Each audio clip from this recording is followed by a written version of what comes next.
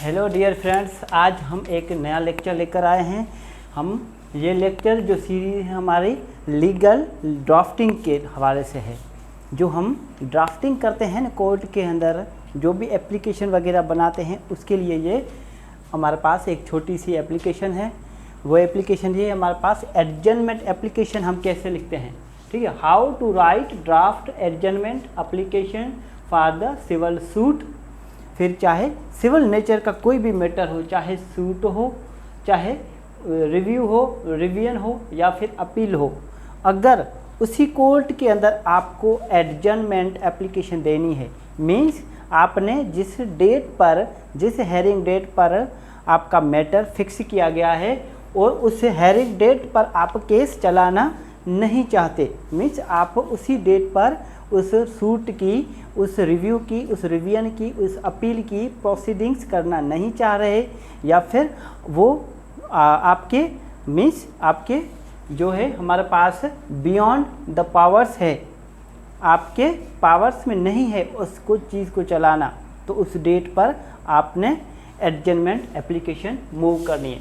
सबसे पहले उस जो हमारे पास एप्लीकेशन जो ड्राफ्टिंग करते हैं उस पर आने से पहले ये देख ले, ये हमारे पास एप्लीकेशन कौन से आर्डर में होती है। ये आर्डर 17 में होती है, सीपीसी के आर्डर 17 रूल 1 में, ठीक है। और रूल 1 हमारे पास क्या कहता है, आर्डर 17 जो हमारे पास कहता है रूल 1, कोर्ट में grant time and adjourn hearing, ठीक है। तो फिर उसके कुछ रूल्स हैं कि किस रूल्स के ग्राउंड्स पर कोर्ट दे सकती है, कि सफिशेंट काज हो। सफिशेंट काज, यहाँ पर गुड काज भी लिख सकते थे, मगर सफिशेंट काज क्यों लिखा। सफिशेंट काज में सब चीज़ें आ जाती हैं जो एक इंसान के पावर से बाहर हो, means beyond the powers of a man. कैसे कि फॉर एग्जांपल कोई डेट मुकर्रर की गई थी, उस डेट पर कोई ऐसी नेचुरल आफत आ गई, ज़िलज़िला आ गया, ठीक है, या फिर कोई फ्लूड आ गया, कोई तूफ़ान आ गया, या कुछ भी ऐसे हालात पैदा हो जाते हैं जिनकी वजह से जो आप जो है कोर्ट की प्रोसीडिंग्स नहीं कर सकते और एडजमेंट मूव करते हैं। या फिर ऐसा है कि उस डेट पर आप मौजूद नहीं हैं उस कोर्ट में जिस कोर्ट में आपका सूट रखा हुआ है, तो फिर आपकी गैर मौजूदगी में आपका जूनियर, आपका असिस्टेंट्स आपके बिहाफ पर, ठीक है, ये एडजमेंट एप्लीकेशन मूव करेगा। तो सफिशेंट काज होने चाहिए।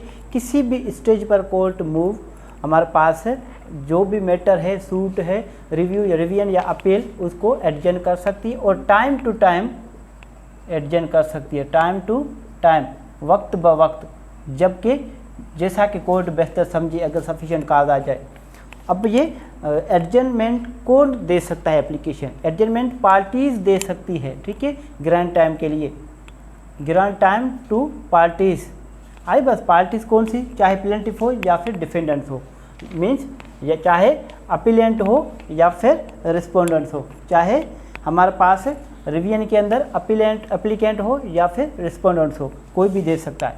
अगर एडजमेंट कोर्ट अलो कर रही है और उसके साथ कोर्ट ये कह रही है कि जिस तारीख पर ये मैटर फिक्स किया गया है, अब आप इस डेट पर एडजमेंट एप्लीकेशन लेकर आ रहे हैं, तो फिर ऐसा तो नहीं होगा, क्योंकि हम अदर साइड के जो भी हमारे पास विटनेस वगैरह थे या फिर एडवोकेट्स थे या फिर पार्टी दूर दूर से आती है, तो फिर आप ऐसा करें इसकी कास्ट दे दें, जो आपकी एडजमेंट की वजह से इनको हमारे पास क्या हुई, ओकेशन्ड बाय एडजमेंट। आपने जो एडजमेंट मूव की है, आप जो मैटर एडजन करना चाह रहे हैं उसकी वजह से इनको ये नुकसान हुआ है, आप ये कास्ट दे दें। यहाँ तक बात क्लियर है। अगर यहाँ तक बात क्लियर है तो इसके बाद चलते हैं सफिशेंट काज के ऊपर। कुछ अथॉरिटीज़ हैं, आपने देखनी है ये अथॉरिटीज़। 1980 CLC पेज नंबर हमारे पास है 1580, 2010 की है PSC, ठीक है। Supreme court Pakistan page number 414, PLD 1961 Karachi page number 144-45। अगर सफिशेंट काज नहीं है तो फिर एप्लीकेशन आपकी क्या कर दी जाएगी, अलो नहीं कर दी जाएगी। ठीक है, उस पर भी एक अथॉरिटी है, PLD 1959 लाहौर, पेज नंबर 322। अब ये जो हमारे पास रूल है आर्डर 17 रूल 1 में एक बात बताई गई है कि जो एडजन हैरिंग है, आ रही बात समझ में, हैरिंग जो डेट है उसका मतलब क्या है, हैरिंग डेट का क्या मतलब है। अब क्या समझते हैं कि हैरिंग डेट क्या है। काफ़ी ऐसे स्टूडेंट्स होते हैं जिनको ये बात मालूम ही नहीं होती कि हैरिंग डेट दरअसल है क्या। तो मैं आज आपको बताता हूँ कि हैरिंग डेट किसको कहते हैं। Hearing date means on which some act for further more for या फिर furtherance of the suit or proceedings is to be taken. मीन्स कोई भी ऐसा टाइम, ठीक है, कोई भी ऐसा वक्त मुकर्रर कर दिया जाए कुछ और करने के लिए प्रोसीडिंग्स के अंदर, तो फिर उसको कहते हैं, ठीक है, उसको कहते हैं हम हैरिंग डेट। जो कि तारीख मुकर्रर की जाए, उस तारीख पर अगर कुछ करने का सोचा जाए, उस पर एक अथॉरिटी है 2001 MLD, पेज नंबर क्या है इसका, MLD पेज नंबर 890। ठीक है, ये भी आप देख लेना कि हैरिंग डेट दरअसल होती क्या है। इसके बाद हम चलते हैं हमारे पास ड्राफ्टिंग पर। अब मेन मकसद पर आ जाते हैं कि ड्राफ्टिंग कैसे करें, एप्लीकेशन हम लिखें कैसे, जो एडजमेंट एप्लीकेशन है वो कैसे हमने लिखनी है। फॉर एग्जांपल कोई आपका FC सूट है, फर्स्ट क्लास सूट है, और उसके आपने एप्लीकेशन मूव करनी है, तो फिर आपने 2 इंच का, फॉर एग्जांपल ये आपका पेज है, आपने 2 इंच यहाँ से छोड़ना है और 1 इंच ऊपर से आपने छोड़ना है, तो फिर आपने यहाँ से लिखना शुरू करना है। ठीक है, इन द कोर्ट ऑफ, आपने कौन से ले रहे हैं आप, FC सूट, तो फिर इसका मतलब है आपका फर्स्ट क्लास सूट कहाँ चलता है, सीनियर सिविल जज के पास। In the court of senior civil जज, फॉर एग्जांपल किसी तालुके के अंदर, किसी डिस्ट्रिक्ट के अंदर एक से ज़्यादा आपके सीनियर सिविल जज हैं और आपका सीनियर सिविल जज है वो फर्स्ट है, तो फिर आपने 1 लिखना है।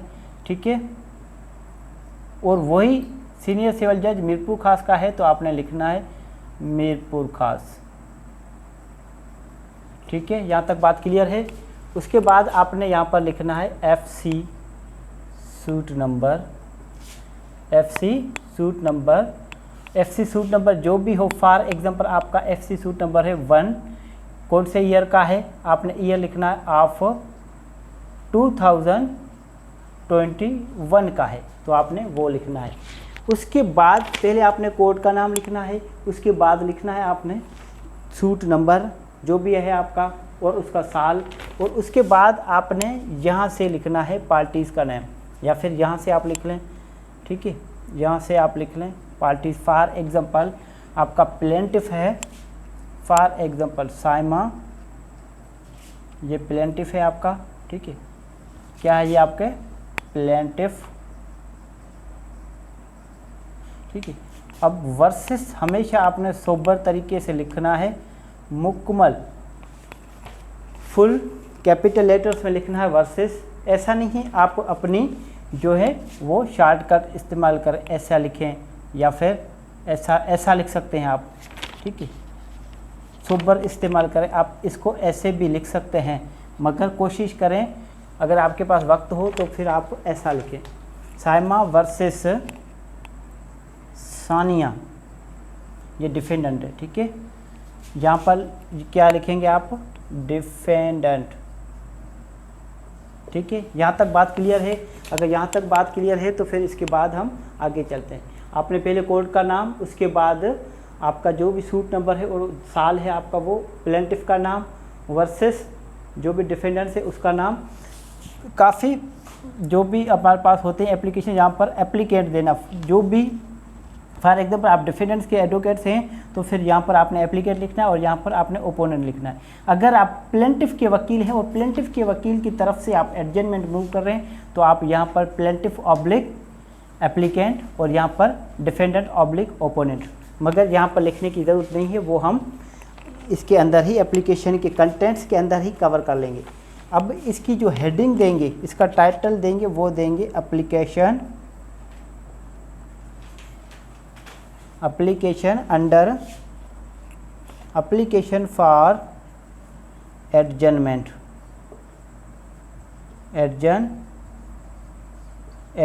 ठीक है, यहाँ तक बात क्लियर है। और आपने इसको बिल्कुल सीधा अंडरलाइन करना है, ठीक है, यहाँ तक बात क्लियर है। अगर यहाँ तक बात क्लियर है तो ये रिमूव करके इसके बाद हम यहाँ पर लिखेंगे एप्लीकेशन फॉर एडजमेंट, ये बात क्लियर है। फिर मैं ऊपर से रिमूव कर देता हूँ।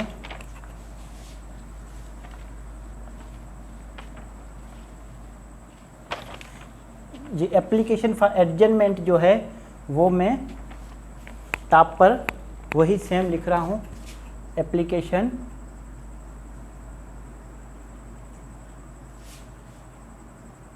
For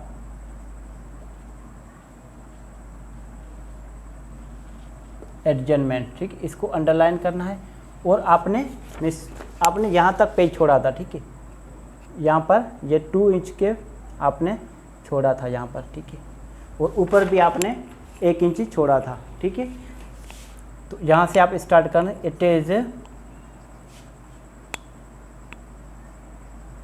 it is prayed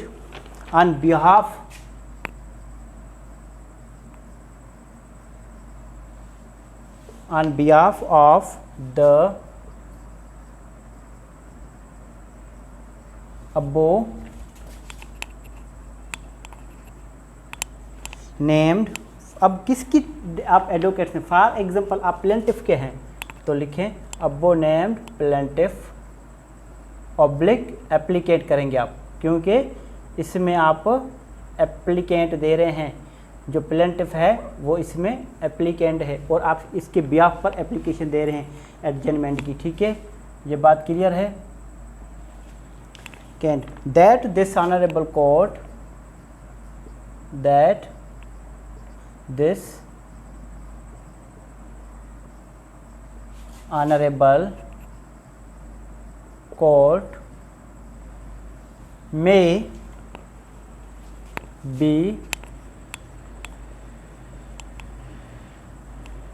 may be pleased to adjourn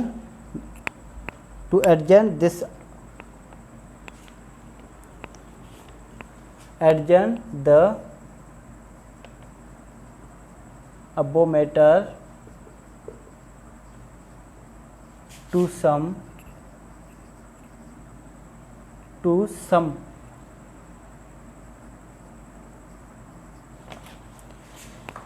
other hearing date, to some other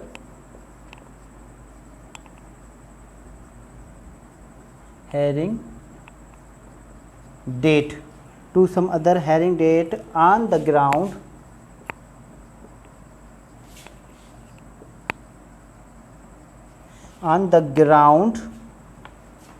that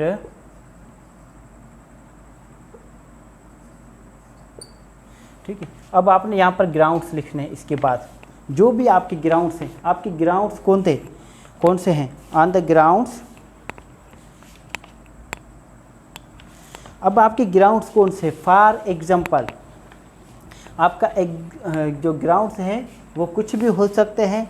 कोई आप ऐसा सोचें ग्राउंड्स जिनकी वजह पर आप जो है एडजमेंट एप्लीकेशन मूव करना चाह रहे हैं। कोई भी ग्राउंड्स आप ऐसा जहन में बनाएं जो कि आपका ग्राउंड्स बनता हो, आपका बेस बनता हो एडजमेंट एप्लीकेशन को सफिशिएंट काज में लेकर आने के लिए। कोई भी ऐसा ग्राउंड्स बना दें आप। है कोई जहन में आपके कोई ऐसा ग्राउंड्स? अब एप्लीकेशन तो हमने ड्राफ्ट कर ली, अब इसका ग्राउंड्स भी तो लिखना है। एप्लीकेंट के बिहाफ पर हम कोई ग्राउंड्स लिखेंगे। ग्राउंड्स कौन सा लिखेंगे? फॉर एग्जांपल हमारा जो क्लाइंट्स है वो नहीं आ सका, ऑन द ग्राउंड्स दैट यहाँ से आपने स्टार्ट करना है, ठीक है। On the grounds that my client, ऐसा समझें कि आपका क्लाइंट जो है वो ठीक नहीं है, उसकी तबीयत ठीक नहीं है, तो लिखेंगे my client not feeling well today, not feeling well today, ठीक है। तो फिर अब क्या करेंगे, नॉट फीलिंग वेल टुडे, तो फिर ये क्या है, आपने यहाँ पर कामा देना है, ठीक है। उसके बाद आपने लिखना है हैंस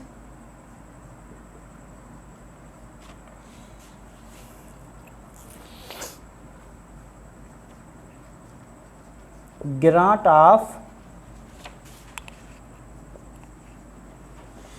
ऑफ दिस, या फिर ग्रांट ऑफ दिस एप्लीकेशन, या फिर grant hence grant of next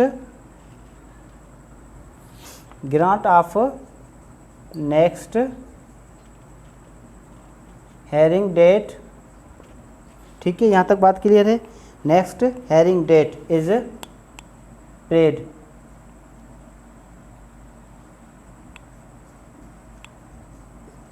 आपने ग्राउंड कौन सा बनाया, फॉर एग्जाम्पल आपका क्लाइंट ठीक नहीं है, आपने क्लाइंट ने कॉल की आपको कि सर हमारी तबीयत ठीक नहीं है, आप जो है कोर्ट की प्रोसीडिंग्स दरख्वास्त देकर आगे बढ़ा दें, ठीक है। तो आपने क्या किया कि आपकी क्लाइंट की तबीयत ठीक नहीं है, उसके लिए कर दो, ठीक है। और आपने हर एप्लीकेशन के नीचे आपने लिखना है the prayer is made in the interest of justice, ठीक है, इंसाफ के तकाजे पूरे कर दिए जाएं। उसके बाद आपने जो भी आपकी सिटी है उसका नाम लिखना है। फॉर एग्जांपल आपकी सिटी कौन सी थी, मीरपुर खास, तो आपने यहाँ पर मीरपुर खास लिखना है और अंडरलाइन करना, यहाँ पर लिखना है डेटेड, याद रखें कभी भी डेट नहीं लिखना, डी लिखना है आपने, डेटेड डेट। फॉर एग्जांपल आज डेट कौन सी है, आज डेट हमारे पास 18 है, 18/9/2021।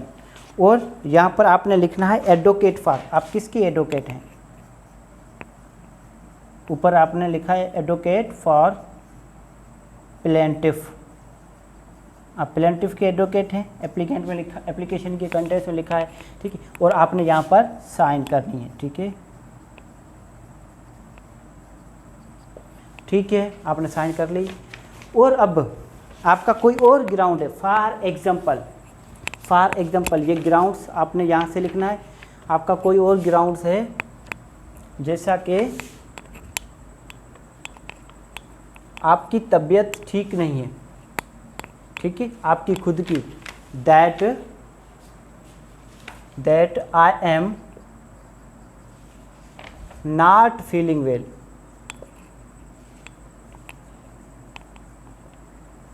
Not feeling well today. अब कौन, क्लाइंट के बिहाफ पर एक एडवोकेट कह रहा है कि मेरी तबीयत ठीक नहीं है, मीन्स क्लाइंट कह रहा है कोर्ट को, क्लाइंट के बिहाफ पर वकील खुद कह रहा है कोर्ट को मेरी तबीयत ठीक नहीं है। यहाँ तक बात क्लियर है। अगर ये भी ग्राउंड आ जाए, अगर कोई जूनियर बैठा है और सीनियर नहीं है, तो फिर क्या होगा, ठीक है। तो फिर मैं आपको बता देता हूँ, जब सीनियर मौजूद नहीं है, जो एप्लीकेशन जो साइन कर रहा है वो मौजूद नहीं है, तो फिर यहाँ पर लिखेंगे आप अंडर साइन, दैट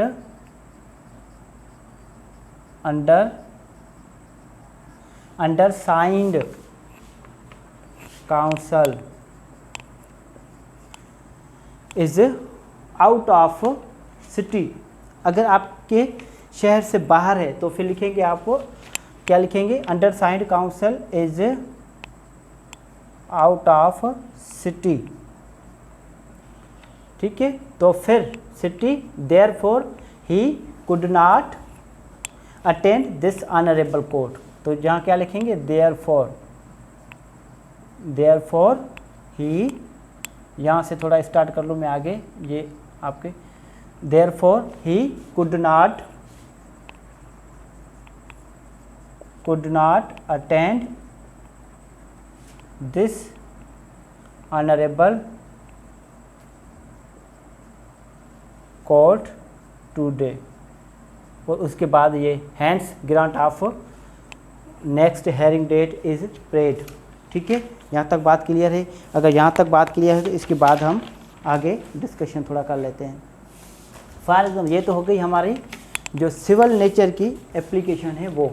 ठीक, अगर इसमें कोई भी आप ग्राउंड्स बताएंगे मैं आपको उसकी एप्लीकेशन जो उसकी ड्राफ्टिंग है वो मैं आपको किसी पेज पर लिखकर भी मैं आपके लिए भेज सकता हूं, आपको आपके डायरेक्ट व्हाट्सएप पर भी।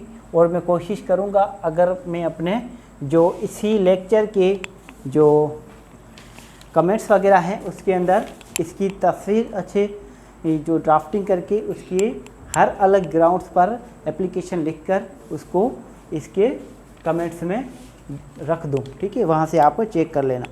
अगर जो जिस डेट पर ये हेयरिंग कर रहे हैं, फॉर एग्जांपल कोई मैटर फिक्स किया गया है आज 18/9/2021 पर कोई मैटर फिक्स किया गया है और इस डेट पर कोई प्लेंटिफ हमारे पास एडजमेंट मूव कर रहे हैं और एडजमेंट अलो हो जाती है और एडजमेंट के बाद डेट मिलती है 30/9/2021।